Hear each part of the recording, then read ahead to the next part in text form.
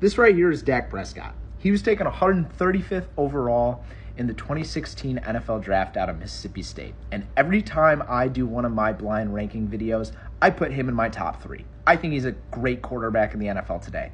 And all of the comments and all of my friends tell me I put him too high, he's not that good, Derek Carr's better, whatever. And I've started to think, is Dak Prescott underrated? Let's start off by just going back to last year in the 2023 NFL season. He finished 3rd in passing yards. He was 1st in passing touchdowns. He was tied for 2nd in completion percentage, which was his career high. He was tied for 3rd in passes intercepted. He had a career low in bad throw percentage. He was 2nd in QBR, 2nd in passer rating, the 4th ranked quarterback according to PFF. He finished as all-pro second team, was 2nd in the MVP voting, and 5th in the Offensive Player of the Year. Now, those were just his rankings off of last year's season alone out of NFL quarterbacks. But if that doesn't go back far enough for you and it's not big enough of a sample size, let's go back to since he was drafted and see where he ranks in some categories there. So since he was just a rookie in 2016, among NFL quarterbacks that have played more than 75 games, he ranks 5th in QBR, only behind Patrick Mahomes, Aaron Rodgers, Kirk Cousins, and Russell Wilson. He's 3rd in completion percentage behind just Kirk Cousins and Matt Ryan, and he's 6th in passing touchdowns since then.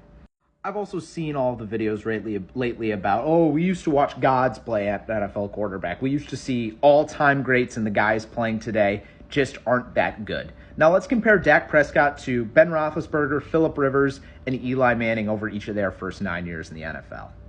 Dak Prescott and Eli Manning. Dak Prescott's better. Dak Prescott, Phillip Rivers. Dak Prescott wins. Even Dak Prescott and Ben Roethlisberger. Sure looks like Dak's better to me. Now, I know what you're going to say. Those stats do show Dak Prescott's running numbers, which, to be fair, he is better than all 3 of them in those. But when you're comparing Dak Prescott to guys like Phillip Rivers, Ben Roethlisberger, and Eli Manning, it shouldn't really account for much. But he still had a better completion percentage, quarterback rating, and he had less. The only person he had less passing touchdowns than was Eli Manning, and that was because Eli played in 19 more games during their first 9 years in the NFL. Now, the real question that I'm trying to find out, and you'll have to let me know in the comments below, is why does Dak Prescott get so much hate and why is he so underrated? Some of the things that I came up with was because he plays for the Cowboys, which is supposedly America's team. They're not, in my opinion, but maybe that has something to do with it. The lack of playoff success is fair. I mean, last year in the one playoff game, he was not great, but we're only 1 year removed from him having a really good playoff game in which he threw for 305 yards, 4 touchdowns, completing 75% of his passes, and had a passer rating of 143.3. So he had a great game against the Buccaneers just a year ago.